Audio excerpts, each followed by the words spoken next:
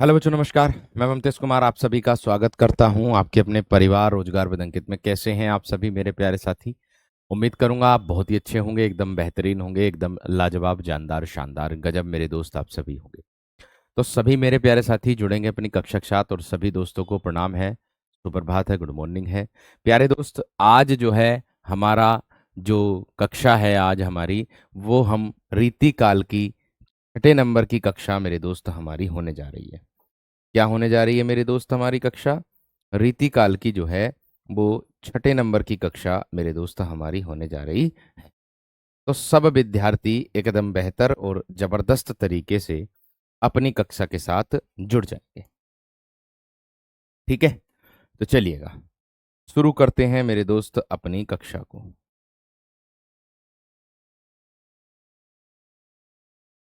देखिए क्या कहा जा रहा है।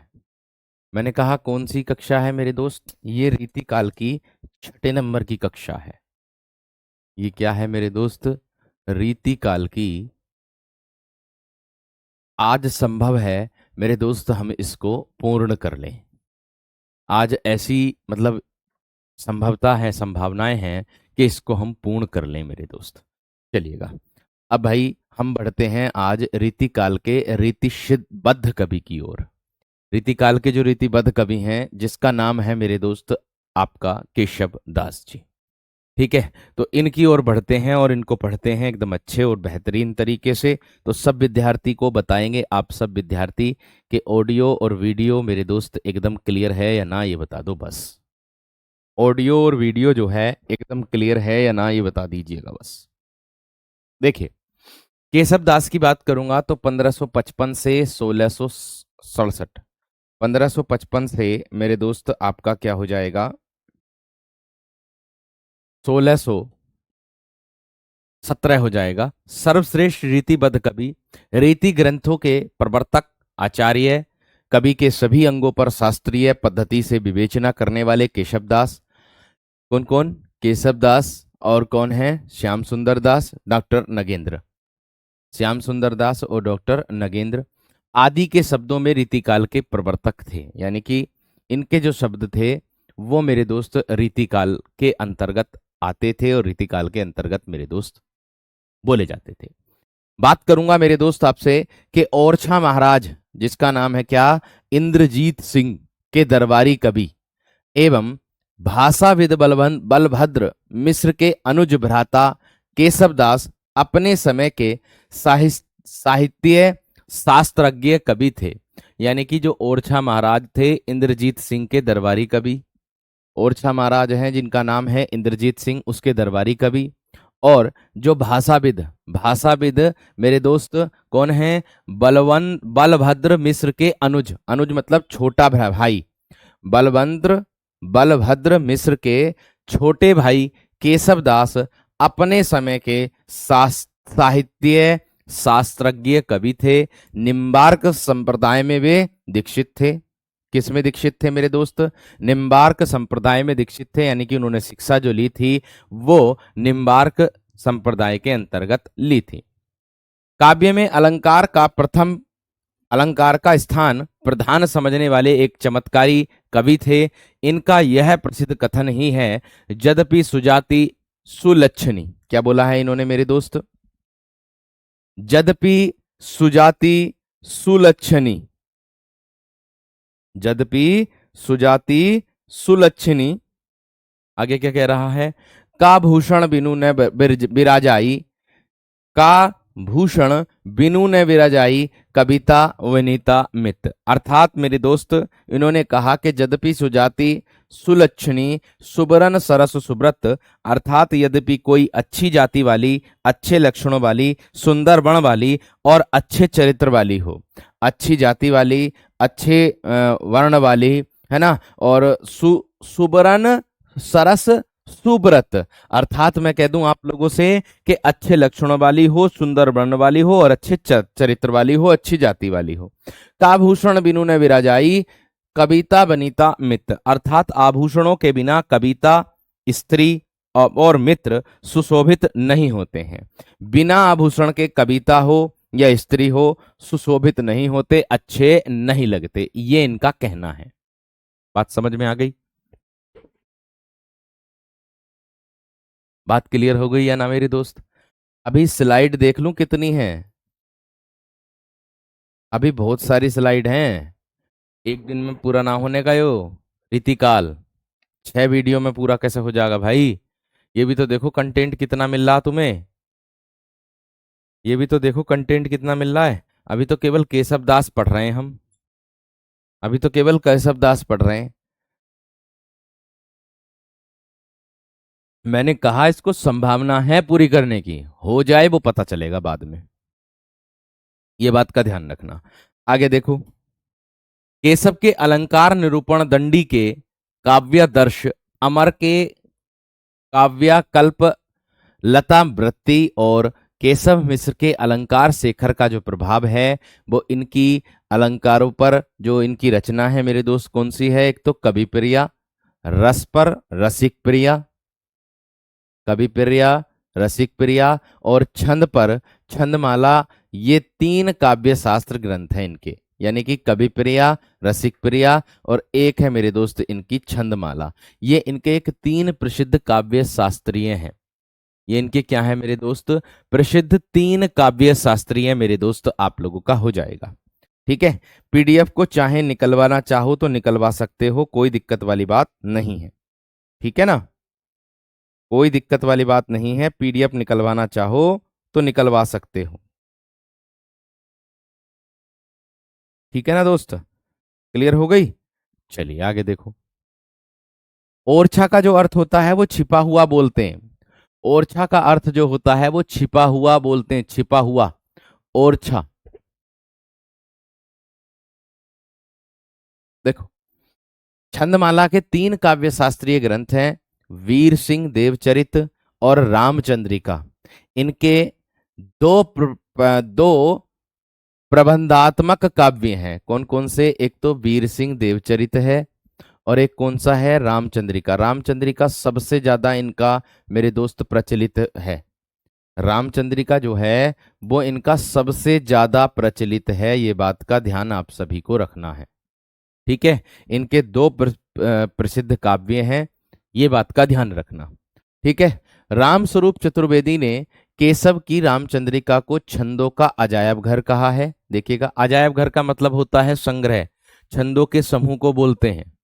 ठीक है, अजायब घर मतलब छंदों का समूह जिसमें बहुत सारे छंद मिलते हों, उसको कहते हैं, एक प्रकार से कह सकते हो।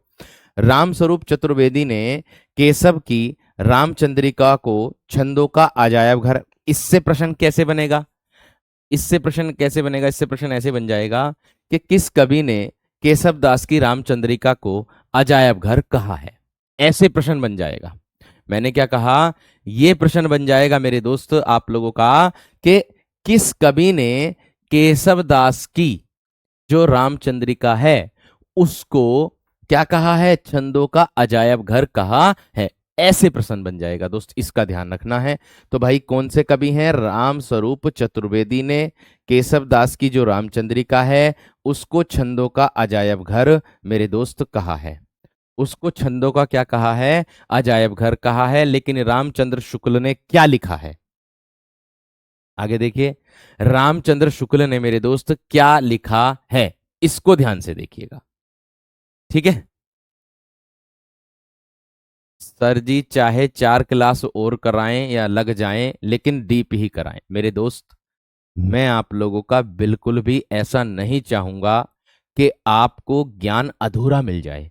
भाई मेरे पास जितना ज्ञान है उसका 100% मैं आप लोगों को दूंगा, उसका 100 मतलब मैं अपने पास 0 रखूंगा, 0 शून्य एकदम, आपको पूरा का पूरा न्योछावर कर दूंगा, चाहे व्याकरण हो और चाहे साहित्य हो।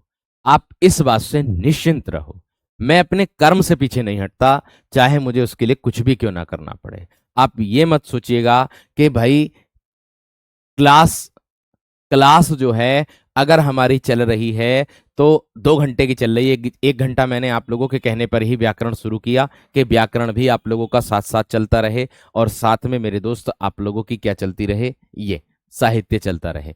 अब अगर मुझे और आवश्यकता पड़ी ना तो 1 घंटा मैं और बढ़ा दूंगा, परेशान होने की आवश्यकता नहीं है आप लोगों को, ये बात का ध्यान रखना।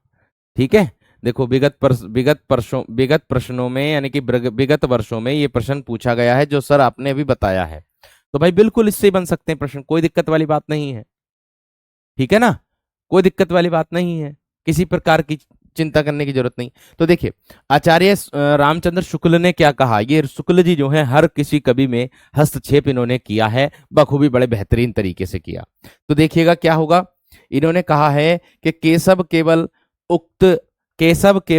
उक्ति वैचित्र्य और शब्द क्रीड़ा के प्रेमी थे, यानी कि जो उक्ति थी, उक्ति बोलते हैं पंक्ति को बोल देते हैं हम, है ना, उसके क्या थे मेरे दोस्त, शब्द क्रीड़ा के, शब्दों के साथ खेलते थे, शब्दों के साथ खेलते थे, प्रेमी थे ये उसके। जीवन के नाना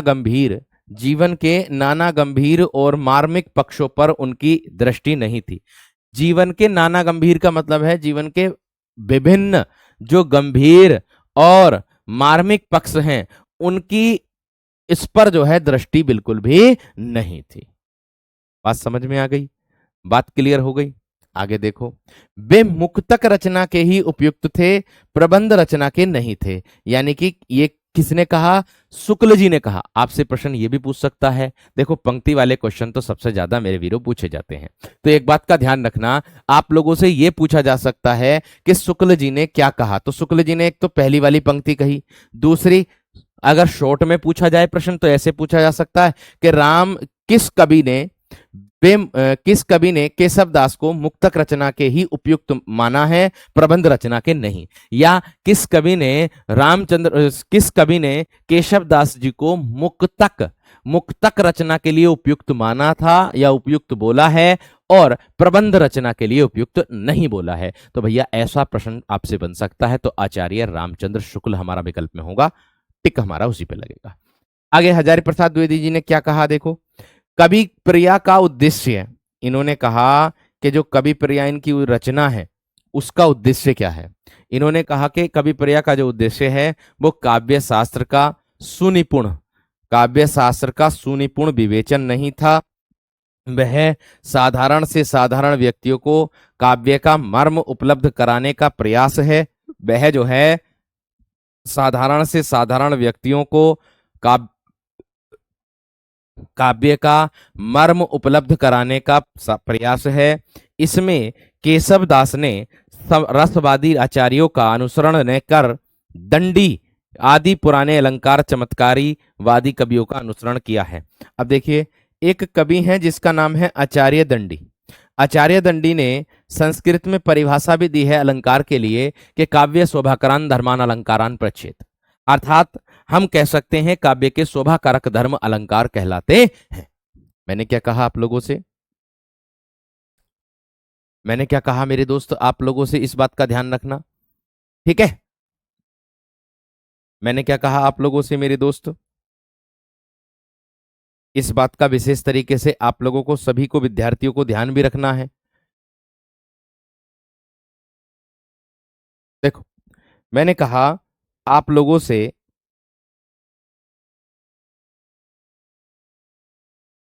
देखो प्यारे वीरों, जो बात है उसको ध्यान में मेरे दोस्त समझनी है सभी विद्यार्थियों को, ठीक है। तो देखो उसने क्या कहा मेरे दोस्त, देखो मैंने आप लोगों से अभी अभी बताया है कि ये उक्ति वैचित्र्य का अर्थ होता है। देखो मैं बता देता हूं दोबारा से आप लोगों को, उक्ति वैचित्र्य ये जो दिया हुआ है, उक्ति बोलते हैं पंक्ति को, पंक्ति या फिर कथन को, इसका पूरा अर्थ लिख दो आप लोग, लिख दो कथन का अनूठापन या विचित्रता। कथन का अनूठापन, अनूठा मतलब अनोखा, अनूठापन या फिर विचित्रता, ऐसे करके लिख दो चाहे तो इसे विचित्रता ये लिख दो।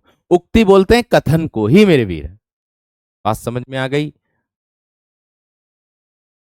बात क्लियर हो गई। आगे देखो यहां तक क्लियर है। ये दंडी हैं, एक कवि हैं जिन्होंने अलंकार के संबंध में मेरे दोस्त पंक्ति कही है कि काव्य शोभाकरान धर्मान अलंकारान प्रच्छेद, अर्थात हम कह सकते हैं कि काव्य के शोभा कारक धर्म क्या कहलाते हैं, अलंकार कहलाते हैं। इतनी बात समझ में आ गई होगी एकदम बेहतरीन और जबरदस्त तरीके से।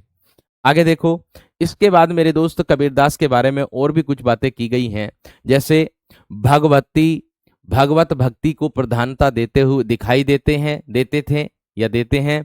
प्रथम प्रथम जिन कवियों में नायिका भेद संबंधी ग्रंथ लिखे हैं, उन्होंने कुछ न कुछ भगवत भक्ति का पुट की दिया है, यानी कि कुछ भगवत भक्ति का कुछ न कुछ उन्होंने पुट दिया है, बच्चों को अवश्य दिया है। आगे, मिश्र बंधुओं ने केशव को भाषा का मिल्टन कहा। देखो कितना बेहतरीन प्रश्न है।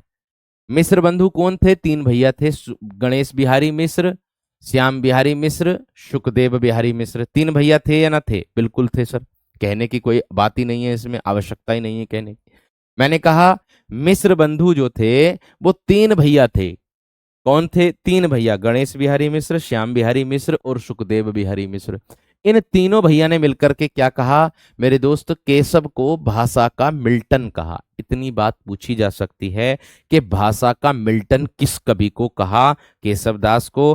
किसने कहा? मिश्र बंधुओं ने कहा है। इतनी बात बता दो, समझ में आ गई या ना? इतनी बात बता दो मेरे वीरों, समझ में आ गई या ना? फटाफट बता दो जल्दी से, देखो फटाफट बता दो मेरे दोस्त जल्दी से एकदम।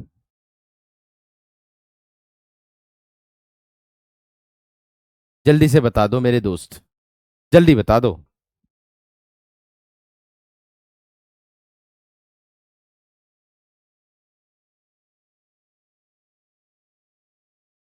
जल्दी बता दो मेरे दोस्त।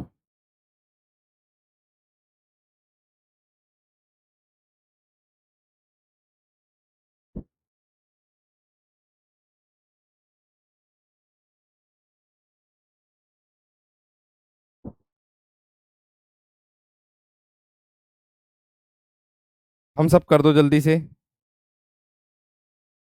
पुट का मतलब होता है भैया, पुट का अर्थ क्या होता? पुट भैया उसमें मतलब जैसे मैं कह दूं कि आप कोई फॉर्म फिल कर रहे हो, तो फॉर्म फिल करते हुए आप अपनी जो सारी जानकारी है वो पुट कर रहे हो, वो दे रहे हो, उसको कहते हैं। बात समझ में आ रही कि नहीं? बात क्लियर हो गई या नहीं?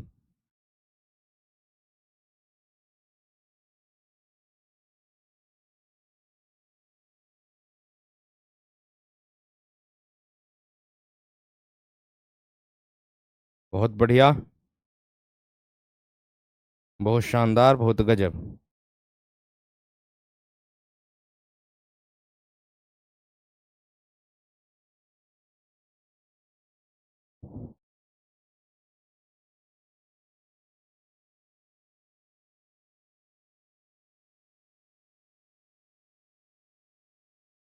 बढ़ो आगे।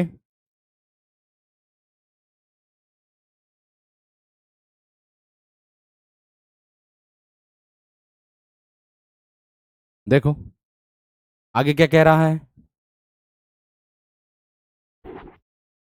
नायिका भेद संबंधी का मतलब है कि नायिका से संबंधित ग्रंथ लिखे हैं, नायिका के संबंधित ग्रंथ लिखे हैं। पुट इंगित करने को भी कह देते हैं, और मेरे दोस्त अपनी बातों को एक प्रकार से विस्तृत करने के लिए भी किया जाता, उसके मतलब पुट दिया अवश्य है अपने आप में।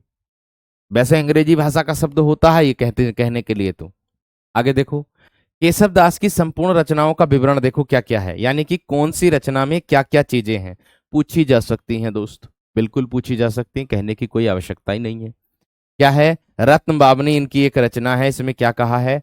इसका रचना काल अज्ञात है, अर्थात इसके रचना काल के बारे में कोई जानकारी मेरे दोस्त नहीं है, ये बात का ध्यान रखना, ठीक है।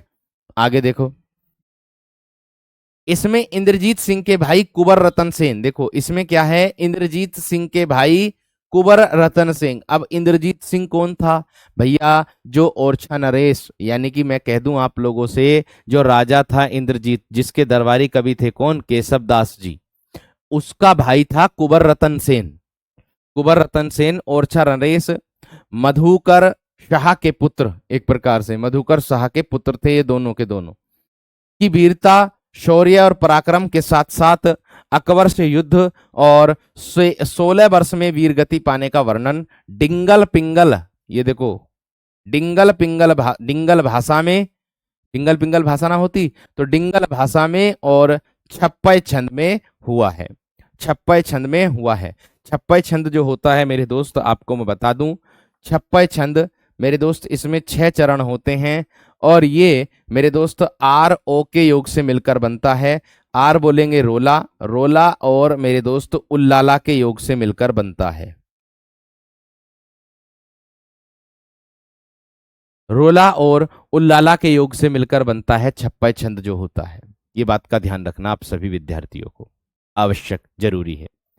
केशव की यह प्रथम रचना मानी जाती है, लेकिन अगर मैं बात करूं शुक्ल जी के शब्दों में, यह वीर रस का एक अच्छा काव्य है। यानी कि कौन सा वाला, रतन बावनी जो दिया गया है, रतन बावनी जो दिया गया है, ये आचार्य रामचंद्र शुक्ल के शब्दों में अगर कहूं तो यह वीर रस का एक अच्छा काव्य माना जाता है। वीर रस का क्या माना जाता है, एक अच्छा काव्य मेरे दोस्त ये माना जाता है। समझ में आ गई बात, क्लियर हो गई। देखिए ये बहुत जरूरी चीजें हैं जो जो इसके अंतर्गत दी गई हैं। आप लोगों से इतनी बात भी पूछ सकता कि रतन बाबनी जो रचना है केशव दास की, इसमें किसका वर्णन किया गया है, तो आपको पता होना चाहिए कि इंद्रजीत सिंह के भाई कौन थे, कुबन रतन सेन, कुबर रत्न सेन। ठीक है, जब तो इसका नाम रतन बाबनी पड़ा, जब तो इसका नाम मेरे दोस्त रतन बाबड़ी पड़ा है, बाबनी पड़ा है, क्योंकि रतन के नाम से लिया गया, कुबर रतन सेन। ठीक है, जो ओरछा नरेश के जो है मधुकर शाह के पुत्र थे। ठीक है, ये इसमें किसकी कहानी का वर्णन है, इस तरीके से पूछा जा सकता है। तो मैं बता दूं, कुबर रतन सेन की जो वीरता है, ठीक है, शौर्य है, पराक्रम के साथ साथ अकबर से युद्ध का भी वर्णन है। इन्होंने अकबर से भी युद्ध इसमें किया गया है और 16 वर्ष में वीरगति पाने का वर्णन किया गया है। ठीक है, 16 वर्ष में वीरगति को प्राप्त हो गए थे, उसका भी वर्णन मेरे दोस्त इसमें किया गया है।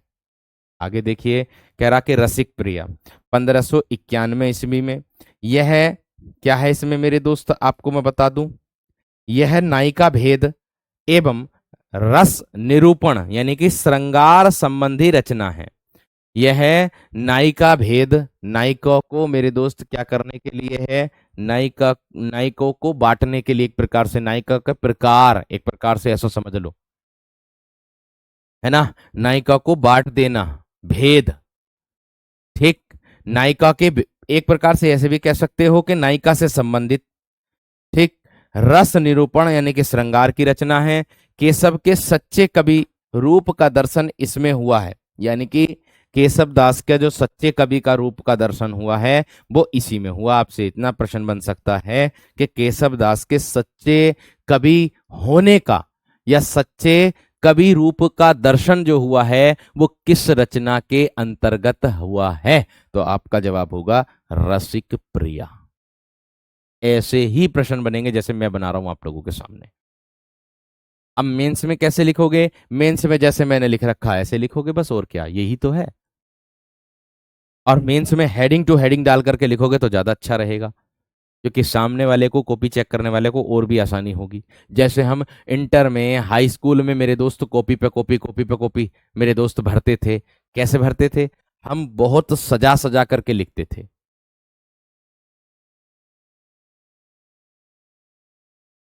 बात समझ में आ गई क्या ना, बात क्लियर हो गई है ना, बात समझ में आ गई। नायिका भेद का मतलब एक प्रकार से हम उससे भी कर सकते हैं, जो स्वर किया नायिका होता है और एक होता है पर किया नायिका। पर किया, पर मतलब दूसरे की, स्वर मतलब अपने की, स्वयं की, मतलब स्व किया नायिका और पर किया नायिका। स्व मतलब स्वयं की और पर किया मतलब दूसरे की। आगे, रसिक प्रिया का आधगार, यानी कि रसिक प्रिया का जो आधगार था वो क्या था, श्रृंगार तिलक रुद्र भट्ट है। कौन है? श्रृंगार तिलक रुद्र भट्ट है। यह रसिक जनों को ध्यान में रखकर लिखी गई रचना है। यह जो है क्या होगा मेरे दोस्त? रसिक जनों को ध्यान में रख करके लिखी गई क्या है मेरे दोस्त? रचना है। इतनी बात समझ में आ गई सबकी? इतनी बात समझ में आ गई सबकी? इतनी बात समझ में आ गई या ना?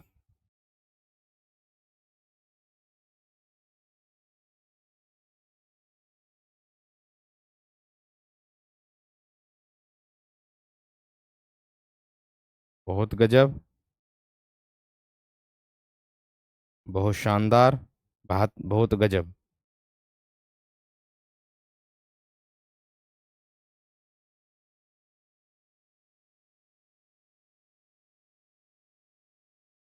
क्लियर है?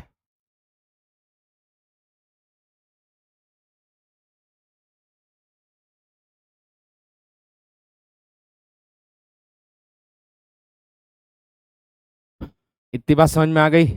देखो प्राची शुक्ला गुड़िया रानी, कमेंट्स बहुत तेज गति से चलते हैं जिसके कारण लाइव पढ़ना बहुत संभव नहीं है। ठीक है सर, आपका समझाना बहुत प्रशंसनीय है, जिसकी तुलना काल्पनिक कल्पना नहीं की जा सकती है। आपको बहुत बहुत धन्यवाद। रसिक का अर्थ होता है जो रस से भरा पूरा हो, उसको कह देते हैं। ठीक है। आध जो होता है आधे को दर्शाता है, और गार एक निचली जमीन को दर्शाता है, जो एक प्रकार से जमीन से जुड़ा हुआ हो, उसको कह सकते हो। आगे देखो, या आधार कह सकते हो। रसिक प्रिया का जो आधार है वो क्या है? श्रृंगार तिलक है, ऐसे भी कह सकते हो। ठीक है। यह रसिक जनों को ध्यान में रख करके लिखी गई है, जो रसिक जन है उनको ध्यान में रख करके लिखी गई है। कवि प्रिया 1601 ईस्वी। आगे क्या दिया वीरो? कवि प्रिया दिया है 1601 ईस्वी को दिया गया है। अब देखिए इसको क्या कहेंगे, इसके बारे में वीरो जानेंगे। यह कवि शिक्षा एवं अलंकार से संबंधित रचना है, यानी कि यह कवि से, और मेरे दोस्त एक प्रकार से मैं कह दूं आप लोगों से कि अलंकार से संबंधित रचना है मेरे दोस्त आपकी। आगे दिया है, काव्य शास्त्रीय सिद्धांतों को सुबोध एवं सुगम बनाना इसका उद्देश्य है। यानी कि जो काव्य शास्त्र सिद्धांत हैं, ठीक है, काव्य शास्त्रीय जो सिद्धांत दिए हुए हैं उनको सुबोध यानी कि अच्छा और सुगम बनाना ही क्या है मेरे दोस्त? इसका उद्देश्य है। और काव्य शिक्षा, अलंकार और आचार्यत्व की दृष्टि से यह एक महत्वपूर्ण रचना है। यानी कि मैंने क्या कहा आप लोगों से मेरे दोस्त? आपको मैंने कहा कि काव्य शिक्षा, अलंकार और आचार्यत्व की दृष्टि से यह एक महत्वपूर्ण रचना होती है, जिसे केशवदास ने अपने आश्रयदाता राजा इंद्रजीत सिंह की पतिव्रता गणिका, गणिका बोलते हैं मेरे दोस्त वेश्या को, वेश्या, गणिका होता है, वेश्या को बोलते हैं। तो उसने क्या कहा मेरे दोस्त? ना ना ना, आधगार ही है, बुक में आधगार ही है, इसको हम आधार बोल देंगे, इसको हम आधार बोल देंगे। बुक में आधगार ही दे रखा, लेकिन अगर आधगार का एक साथ अर्थ देखोगे तो नहीं आएगा पूरा कहीं भी। आधगार को यहां आधार ही माना है उन्होंने। ठीक है। मैंने क्या कहा कि मेरे दोस्त आश्रयदाता राजा इंद्रजीत सिंह की पतिव्रता, जो राजा इंद्रजीत की पतिव्रता गणिका थी, वो पति उसके पहले से ही थे। और मेरे दोस्त गणिका वेश्या को कहा जाता है, राय प्रवीण को काव्य शिक्षा देने के उद्देश्य से की थी। इसमें केशव का वंश परिचय मिलता है। देखिए इसमें क्या मिलेगा? इसमें केशव दास के वंश परिचय का चित्रण किया गया है कवि प्रिया में मेरे दोस्त। ये हो जाएगा आप लोगों से, इसको बोल देंगे मेरे दोस्त। इतनी बात सबकी समझ में आ गई है ना? ठीक है। 3 और 4 पीडीएफ खुल नहीं रही है, प्लीज सर बता दीजिएगा। भाई देखो नहीं खुल रही है तो कोई दिक्कत वाली बात नहीं है, मैं आप लोगों को दोबारा अपलोड करा दूंगा उन पीडीएफों को, वर्णमाला की 3 और 4 पीडीएफ। ठीक है, परेशान ना हो आप, परेशान बिल्कुल भी ना हो आप।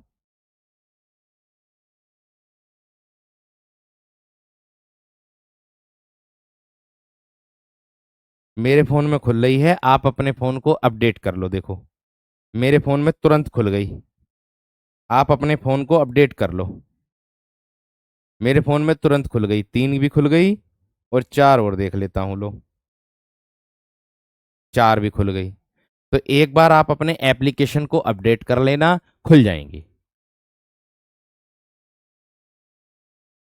सर फिर भी पतिव्रता कैसे हुई? पतिव्रता का मतलब है यहां पर कि ध्यान से समझो इस बात को। मैंने कहा आश्रयदाता राजा इंद्रजीत सिंह की पतिव्रता गणिका, यानी कि राजा इंद्रजीत की थी वो, राजा इंद्रजीत के दरबार में रहती थी, जिसको गणिका मतलब वेश्या थी वो पहले से ही पतिव्रता थी। ये है इसका अर्थ, ये है इसका अर्थ। ठीक है, आश्रयदाता यानी कि इंद्रजीत की दरबार में थी, उसको इंद्रजीत ने दिया था। बात समझ में आ गई क्या नहीं? ठीक है, आगे देखो। लेकिन ये किसके लिए थी, आपसे ये पूछा जा सकता। जिसे केशव दास ने अपने आश्रयदाता, केशव दास किसके आश्रित थे, किसके दरबार में रहते थे? राजा इंद्रजीत सिंह, ये इनके दरबार में रहते थे।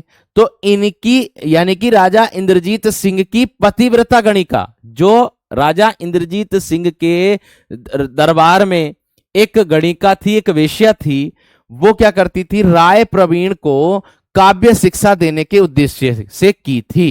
ये है मेरे दोस्त बात, इसका मतलब।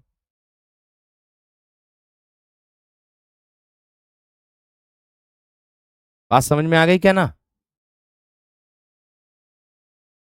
बात क्लियर हो गई? चलिए आगे देखो, इसके बाद क्या बढ़ते हैं। और अगर आपसे पूछा जाए कि कवि प्रिया, इसमें मेरे दोस्त केशव का वंश परिचय मिलता, आपसे इतनी बात पूछी जा सकती है कि केशव का जो वंश परिचय है वो किसके अंतर्गत मिलता है, तो आपको विशेष तरीके से ध्यान में भी रखना है। और मेरे दोस्त गलती ना हो जाए किसी भी प्रकार से, इस बात का विशेष ध्यान आपको रखना होगा। ठीक है दोस्त, इतनी बात क्लियर हो गई?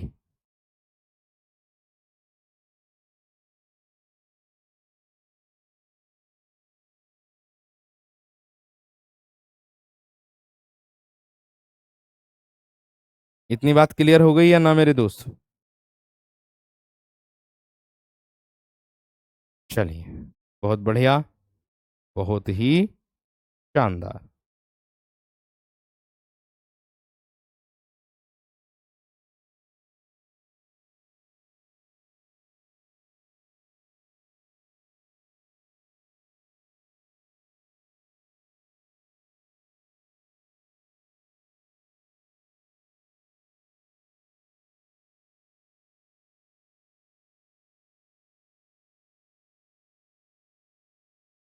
ठीक है, और एक बात बताएंगे मेरे दोस्त सभी विद्यार्थी, है ना, एक प्रकार से मुझे इतना बताएंगे आप सभी विद्यार्थी कि प्यारे वीरों, कि जो केशव दास हैं, इसको रामचंद्र शुक्ल ने क्या कहा? सब विद्यार्थी बताओ, केशव दास को रामचंद्र शुक्ल ने क्या कहा? यानी कि मैं अगर आप लोगों से कह दूं कि कठिन काव्य का जो प्रेत है, कठिन काव्य का जो प्रेत है वो किसको माना जाता है, बता दो।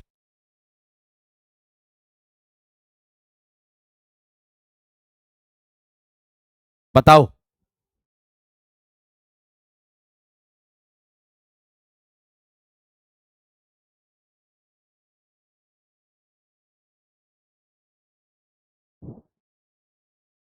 कठिन काव्य का प्रेत किसको माना है? बिल्कुल सही और सटीक है बात एकदम।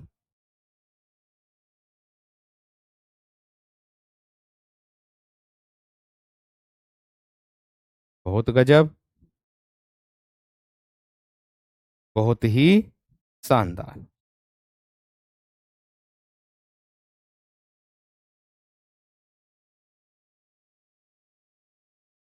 चलो, हाँ केशव दास, किसको माना जाता है कठिन काव्य का प्रेत?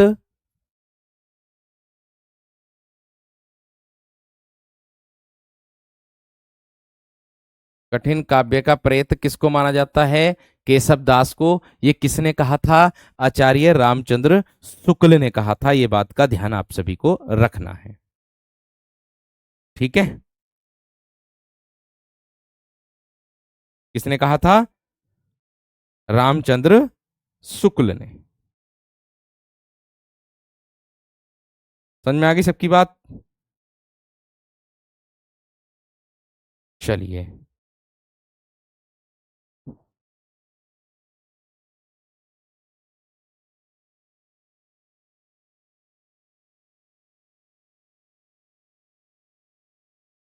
ठीक है। और ये जो कवि प्रिया रचना है, इसकी जो मेरे दोस्त रचना की थी केशव दास ने, ब्रज भाषा में की थी। किसमें की थी? इसकी जो रचना की थी वो कौन सी भाषा में की थी? इन्होंने ब्रज भाषा में मेरे दोस्त इन्होंने की थी। बात समझ में आ गई? ब्रज भाषा में इन्होंने इनकी रचना की थी।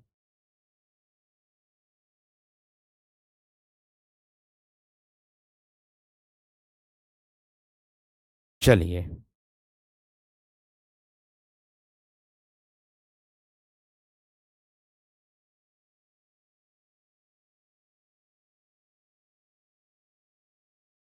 आगे बढ़ूंगा मेरे दोस्त। अब देखो, एक बात का विशेष तरीके से ध्यान रखना कि भाई अगर हम कहीं भी अगर ढूंढने लग जाएं विशेष तरीके से, तो ये जो जानकारी है ये मेरे दोस्त केवल जो उच्च लेवल की उच्च दर्जे की पुस्तकें हैं ना मेरे दोस्त, उसमें ये जानकारी आप लोगों को मिलेगी। बात समझ में आ गई है नहीं? उसमें ये जानकारी आप लोगों को मिलेगी। अगर आप नेट से भी ढूंढने लगे ना सही करके जानकारी, तो भी आपको एक सीमित मेरे दोस्त जानकारी मिलेगी, बस केवल सीमित जानकारी। मैं कह रहा हूं कि मैं नेट से भी, मैं बुक से भी, सभी चीजों से कलेक्ट करके आप लोगों के लिए एक साथ इकट्ठा करके आप लोगों के पास लेकर के आता हूं। ये बात का ध्यान रखना। इनको कोर्ट का कभी भी कहा जाता है, कोर्ट का कभी, ध्यान रखना जब मैं आपको बताऊंगा ना लास्ट में, तब रामचंद्रिका के बारे में जानेंगे। अब क्या है रामचंद्रिका की विशेषता मेरे दोस्त, इसको देखेंगे। देखिए, केशव की यह सर्वाधिक चर्चित रचना है। इसके विषय में जनश्रुति है। जनश्रुति का मतलब होता है, जन मतलब जो लोग बाग होते हैं, श्रुति मतलब एक सुनी हुई कहावत, ऐसे कह सकते हो। लोगों के द्वारा सुनी गई, लोगों के द्वारा सुनी गई, ऐसे कह सकते हो आप लोग। आगे देखो, आप मुझे बस इतना बता दो, क्या कंटेंट में मैं कॉम्प्रोमाइज करता हूं आप लोगों के साथ किसी भी प्रकार का? मैं नहीं करता हूं। मैं अपनी तरफ से उच्च लेवल के, जो उच्च दर्जे के मेरे दोस्त, जो एक प्रकार से लेखक है ना, उनकी सबकी पुस्तक मेरे दोस्त में लेकर के, उनका सबका कॉमन डाटा में लेकर के आता हूं आप लोगों के लिए। मेरा प्रयास ये रहता है कि आपको मैं जो भी दूं वो अपनी तरफ से बेस्ट दूं। बाकी आप मेरे दोस्त तैयार अपने आप कर रहे हैं, अपने आप को, स्वयं को जो झोंक रहे हैं आप मेहनत की भट्टी में, वो एक दिन पकेगी और वो पक करके मेरे दोस्त आपको एक फल देगी।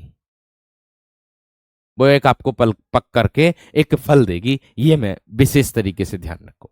देखो जी, मैंने कहा रामचंद्रिका केशव की यह एक सर्वाधिक चर्चित रचना है। इसके विषय में जनश्रुति है, एक कहावत है, मतलब कह दो कि मेरे दोस्त, मैं कह दूं आप लोगों से कि जो और व्यक्ति हैं उनके द्वारा सुनी हुई है। क्या है कि इसकी रचना एक रात में हुई थी। देखो मेरे वीर, एक रात में रचना होने वाली जो रचना है वो कौन सी है मेरे दोस्त? आपकी रामचंद्रिका है।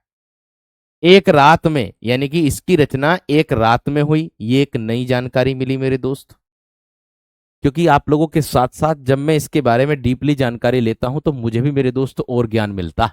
ऐसा नहीं कि नहीं मिलता, है कि नहीं? मुझे भी और ज्ञान मिलता। आगे देखो, इसका विषय राम कथा एवं उद्देश्य राम का गुणगान करना है। इसका जो विषय था देखो आप लोगों के सामने आ गया। एक तो राम कथा का और एवं राम का गुणगान करने का था रामचंद्रिका का। इसका जो उद्देश्य था, ये था मेन उद्देश्य।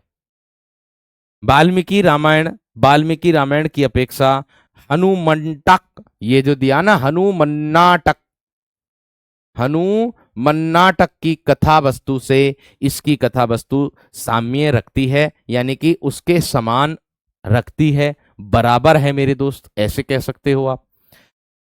प्रसन्न राघव नाटक का भी इस पर प्रभाव है, जो एक नाटक है जिसका नाम है प्रसन्न राघव, वो भी मेरे दोस्त उस पर इसका प्रभाव पड़ रहा है। और इसमें केशव रसिक प्रिया एवं कवि प्रिया के समान शिक्षक के रूप में नजर आते हैं, और रामचंद्रिका में केशव की संवाद योजना बेजोड़ है, जिसकी विद्वानों ने प्रशंसा भी की है, जिसकी मेरे दोस्त क्या किया है, विद्वानों ने प्रशंसा भी मेरे दोस्त इसकी की है। इतनी बात समझ में आ गई? इतनी बात क्लियर हो गई है ना मेरे दोस्त? इतनी बात क्लियर हो गई है ना? फटाफट एक बार जल्दी से बता दो। देखो, इससे प्रश्न कैसे बनेगा, देखिए मॉक टेस्ट के लिए दूंगा, अभी मॉक टेस्ट का समय नहीं है ना। मॉक टेस्ट भी दिया जाएगा, थोड़ा सा मैं चाह रहा हूं कि थोड़ा सा आपका सिलेबस तो कंप्लीट हो जाए। अगर मैं मॉक टेस्ट दे दूंगा तो अभी आप लोग जो है, जब मॉक टेस्ट करोगे ना, तो मॉक टेस्ट करके आपको वो फीलिंग नहीं आएगी जो फीलिंग सिलेबस पूर्ण होने पर आती है। उसका एक कारण होता है, आप अपने आप को बहुत कमजोर महसूस करोगे, क्योंकि मैं मॉक टेस्ट दूंगा तो मॉक टेस्ट मेरे दोस्त मैं सभी टॉपिकों में से दूंगा। मैं मॉक टेस्ट अगर दूंगा तो सभी टॉपिकों में से मैं मॉक टेस्ट को दूंगा, तो आप अपने आप को कमजोर महसूस करोगे, क्योंकि अभी आपका तैयार नहीं है, और मैं नहीं चाहता आपका मनोबल गिरे। मैं यही चाहता हूं कि आपका मनोबल हमेशा उच्च हो और आप हमेशा तरक्की के मार्ग पर अग्रसर रहे। मैं ये चाहता हूं, इसलिए मैं अभी मॉक टेस्ट नहीं दे रहा हूं बना करके, यही कारण है। दूंगा मॉक टेस्ट, ऐसा नहीं कि नहीं देने का, मना नहीं कर रहा हूं। बात समझ रहे कि नहीं? मैं अपनी तरफ से अथक प्रयास करूंगा, इस बात से बेफिक्र रहना। तो मैं ये नहीं चाहता कि आपका मनोबल गिरे, मैं यही चाहता हूं आप हमेशा पॉजिटिव रहें, अपने एक सीट के लिए हमेशा लड़ें और लड़ करके उस सीट पर बैठें, ये मैं ही चाहता हूं। ठीक है? बाकी मेरा ये भी विचार है कि जो मैं अगर मॉक टेस्ट दूं, तो मैं मॉक टेस्ट दूं तो वो मॉक टेस्ट में आपको ऐसा देना चाह रहा हूं जो टॉपिक वाइज दे दूं, चैप्टर वाइज दे दूं, ऐसा सोच सकता हूं मैं। ठीक है, ऐसे कह सकता हूं। ठीक है, चलिए आगे देखो।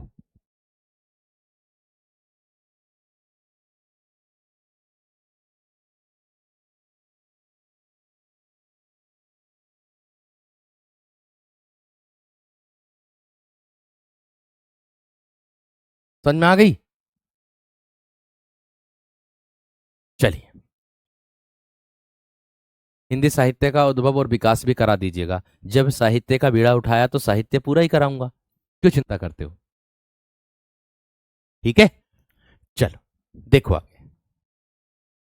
वीर सिंह देव चरित्र, वीर चरित्र 1606, ध्यान से देखिएगा क्या कह रहा है, इसके बारे में सोचेंगे, इसके बारे में जानेंगे क्या कह रहा है। वीर सिंह देव चरित्र की बात करूं, वीर चरित्र की बात करूं, ये 1606 ईस्वी है मेरे दोस्त। इसके बारे में मैं जानूं तो आप लोगों को मैं बताऊं तो क्या है, प्रबंधात्मक शैली में रचित इस रचना में आश्रयदाता वीर सिंह के चरित्र का गुणगान किया गया है। यानी कि इसमें मेरे दोस्त वीर सिंह आश्रयदाता है, ठीक है, और इसमें इसी का ही मेरे दोस्त गुणगान किया गया है वीर सिंह देव चरित्र में। जब नाम लिखा ऊपर तो काम भी नीचे मेरे दोस्त नीचे लिखा हुआ है। समझ में आ गई बात? आगे, प्रशस्ति काव्य होते हुए ऐतिहासिकता और काव्यात्म की दृष्टि से यह केशव की एक महत्वपूर्ण कृति है। यह क्या है मेरे दोस्त? केशव की एक महत्वपूर्ण कृति है, इसको दर्शाया गया है। इतनी बात समझ में आ गई? इतनी बात क्लियर हो गई मेरे दोस्त? इतनी बात क्लियर हो गई है ना?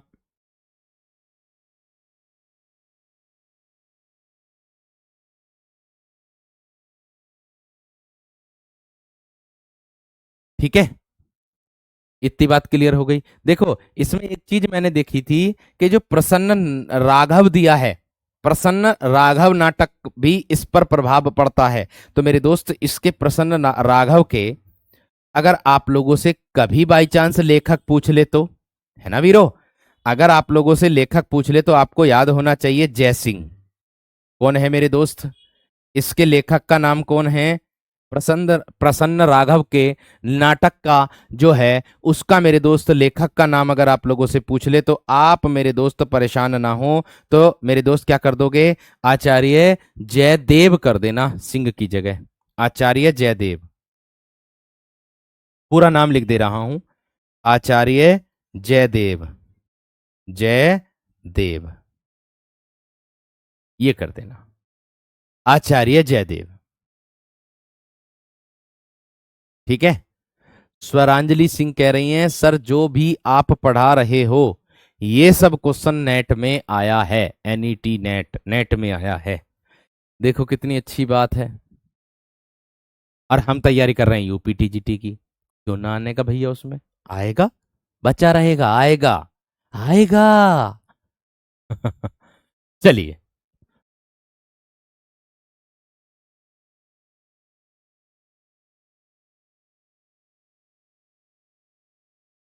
जितेंद्र कह रहे हैं कि सर जी इस कंटेंट का मेन पॉइंट लिखें या सारा एप्लीकेशन आप दें, सलाह दीजिए। देखो, मैं तो बस इतना ही कहना चाहूंगा, अभी आप लोगों के पास बहुत समय है। मेरी बात को एक बहुत गहरी बात बोल रहा हूं मैं आपसे, ये सलाह मांग रहे हैं तो आपको मैं सलाह ही दे रहा हूं, अच्छी लगे तो जरूर अपनाइएगा, ऐसी बात नहीं है। आप जानते हो कि हमारा जब प्री पेपर पास हो जाएगा तो हमें मुख्य परीक्षा में बैठना होगा, और जब हमें मुख्य परीक्षा में बैठना होगा तो हमको क्या करना होगा, 125 या फिर 200 या फिर मेरे दोस्त जितने भी शब्दों में हमसे आएगा उतने शब्दों में हमें उस प्रश्न का उत्तर देना होगा। ये आप सब जानते हो, परिचित हो इस बात से। तो मैं आपसे यही निवेदन करना चाहूंगा कि अगर आप इस कंटेंट को बाद में क्लास के बाद अगर अपने हाथ से लिखोगे ना, हस्तलिखित नोट्स बनाओगे ना, एक तो आपकी लिखने की मेरे दोस्त शैली बढ़िया होगी, दूसरी चीज आपका राइटिंग और सुधार आएगा, जब लिखोगे तो राइटिंग और सुधार आएगा। और जैसे जैसे मैं आप लोगों के लिए एक चीज का और विशेष ध्यान रखना, जैसे जैसे मैं कोई चीज हाईलाइट कर रहा हूं ना, ये हाईलाइट कर रहा हूं, तो मेरे दोस्त आप भी जब मुख्य परीक्षा को लिखो ना, तो मुख्य परीक्षा में मुख्य चीजों को हाईलाइट कर देना। ब्लैक पेन, अगर नीले पेन से आप लिख रहे हो तो उसको ब्लैक पेन से गोला कर देना, ताकि जो कॉपी चेक करने वाला व्यक्ति है उसको भी ये बात समझ में आए कि भाई इस बच्चे ने कंटेंट तो लिखा है लेकिन कंटेंट में जान डाल दी है, मुख्य मुख्य बातें लिखी हैं। ये चीज मेरी एक सलाह है आप सभी विद्यार्थियों को, ठीक है ना। तो ये बात है, आप देख सकते हो। चलिए आगे देखिए। हाँ जी, ये विद्वानों ने इनकी इसकी जो है रामचंद्रिका की क्या की थी मेरे दोस्त, प्रशंसा की थी। बात समझ में आ गई, बात क्लियर हो गई। चलिए आगे बढ़ो मेरे दोस्त। हाँ जी, मैंने कहा विज्ञान गीता की अगर मैं बात करता हूं तो, ठीक है, अगर मैं विज्ञान गीता की मेरे दोस्त बात करता हूं तो विज्ञान गीता क्या है उसके बारे में जानेंगे, उसके बारे में समझेंगे। ठीक है भैया।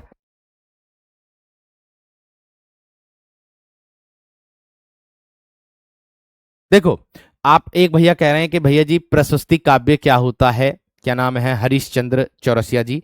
भैया मेरे वीर, एक दो प्रकार के होते हैं, एक होता है मेरे दोस्त प्रयाग प्रशस्ति और एक होता है राज प्रशस्ति। लेकिन अगर मैं बात करूं प्रशस्ति का जो अर्थ होता है वो होता है प्रशंसा, तो प्रशंसा वाला काव्य है।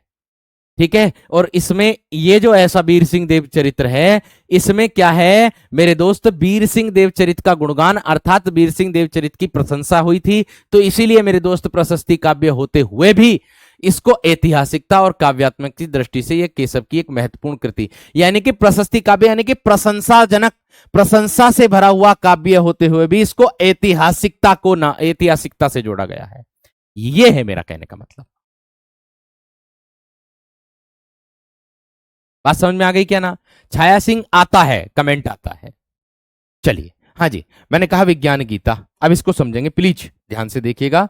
मैंने कहा विज्ञान गीता की अगर मैं बात करता हूं तो 1610 ईस्वी है। संस्कृत के प्रबोध चंद्रोदय, संस्कृत के प्रबोध चंद्रोदय नाटक के आधगार पर रचित, आधगार की जगह आप आधार ही समझ लेना, ये पुस्तक में ऐसा ही लिखा हुआ है, मैं आपको आधगार के स्थान पर आधार ही कर देता हूं, देखो।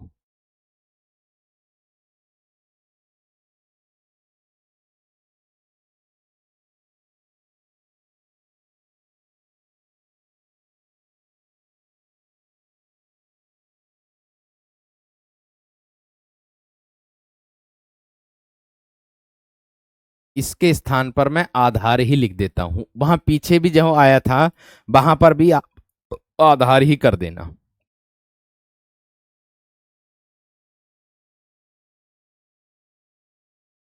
बोला क्या है कि प्रबोध चंद्रोदय नाटक के आधार पर रचित यह रचना काव्यात्मक शैली में आध्यात्मिक एवं दार्शनिक सिद्धांतों का निरूपण करने के साथ साथ केशव के धर्मगुरु और आचार्यत्व होने का एक सुंदर निदर्शन दिया है। भैया इसमें क्या क्या क्या किया गया है, इसमें एक तो धर्मगुरु का होने का और एक आचार्यत्व के होने का एक सुंदर निदर्शन इसमें किया गया है विज्ञान गीता के अंतर्गत, विज्ञान गीता के अंतर्गत।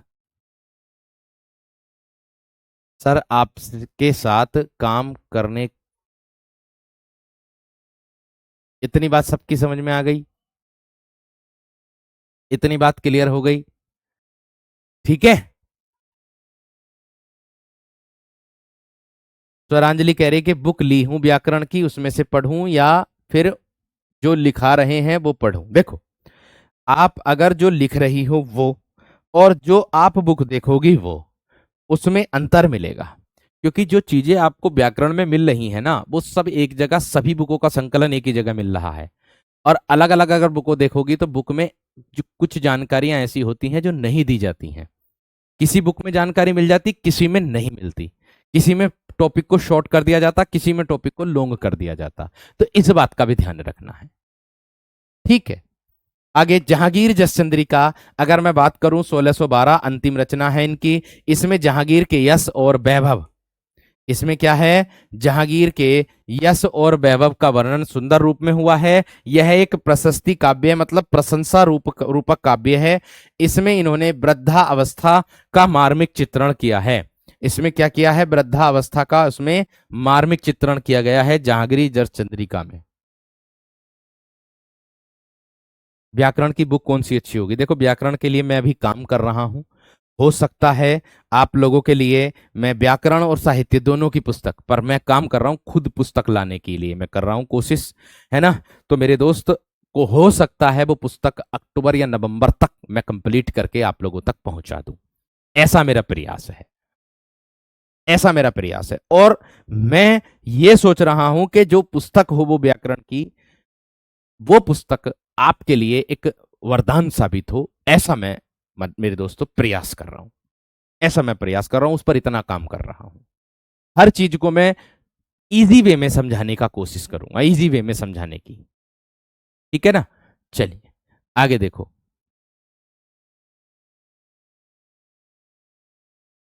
आगे आगे मेरे दोस्त एक छंदमाला आती है। ये एक केशव के लक्षण ग्रंथ हैं, जिसमें छंदमाला केशव के लक्षण ग्रंथ 3 विषयक हैं, रसिक प्रिया, कवि प्रिया और छंदमाला।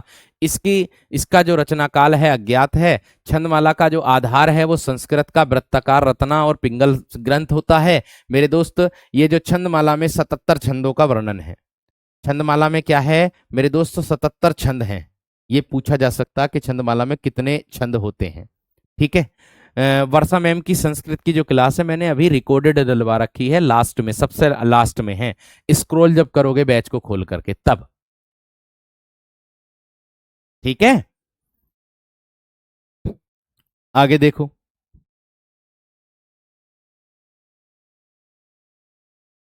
सिखनक क्या है मेरे दोस्त, एक प्रकार से सिखनक और नक्सिक अलग हैं, ये दोनों ध्यान रखना।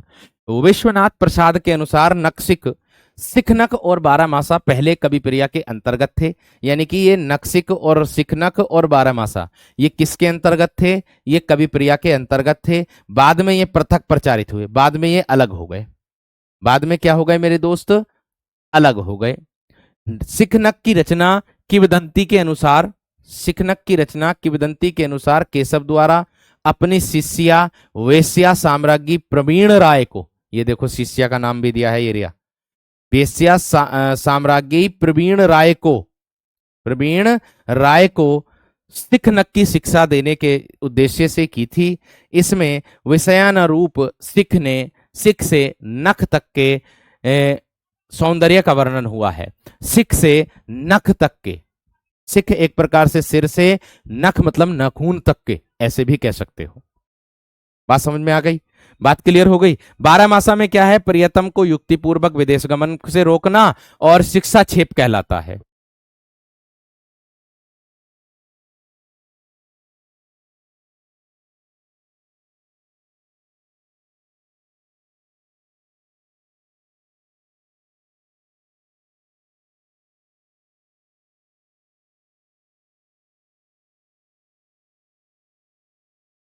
ठीक है, शिक्षा छेप कहलाता है। केशव ने इसी शिक्षा छेप के अंतर्गत 12 मासा का वर्णन भी किया है। और लास्ट में मेरे दोस्त केशव दास की कुछ प्रमुख चीजें हैं। देखो, हिंदी के प्रथम आचार्य डॉक्टर नगेंद्र विश्व प्रसाद गणपति में तो आदि का मत है कि क्या है मेरे दोस्त, ये केशव दास से मुख्य प्रमुख तथ्य हैं। छंदमाला हिंदी काव्य शास्त्र का प्रथम छंद शास्त्र विषयक रचना है। कविप्रिया हिंदी का प्रथम काव्य शास्त्रीय ग्रंथ है। केशव आचार्य और कवि दोनों रूपों में प्रतिष्ठित हैं। ओरछा, ओरछा जो दे रखा ना, ओरछा नरेश के दरबारी कवि, ओरछा नरेश के, ओरछा नरेश के दरबारी कवि मंत्र गुरु और मंत्री केशव थे। रसिक प्रिया, कवि प्रिया, रामचंद्रिका, वीर सिंह देवचरित, विज्ञान गीता और केशव की रचनाओं के अध्यायों का जो सुमेलित क्रम है, अगर आप लोगों से पूछा जा सकता है तो पूछ सकते हो। देखो, रसिक प्रिया में 16 प्रभाव हैं और 530 छंद हैं। कवि प्रिया में 16 प्रभाव हैं, 896 छंद हैं। रामचंद्रिका में 39 प्रकाश हैं, 1717 छंद हैं। वीर सिंह देवचरित में 14 प्रकाश हैं। विज्ञान गीता में 21 प्रभाव हैं और 1600 मेरे दोस्त 84 छंद हैं। तो मेरे दोस्त, ये जानकारी आप लोगों को देनी थी। उम्मीद करूंगा मेरे दोस्त आप लोगों को बड़े बेहतरीन तरीके से सारी चीजें समझ में आई होंगी। आज के लिए इतना ही रखते हैं, मिलते हैं अब आप लोगों से 10 बजे की कक्षा में, और 10 बजे में हम व्याकरण को पूर्ण कर देंगे। आज व्याकरण में मेरे दोस्त वर्णमाला को आज हम पूर्ण रूप से खत्म कर देंगे। ठीक है जी, नमस्कार, धन्यवाद, जय हिंद।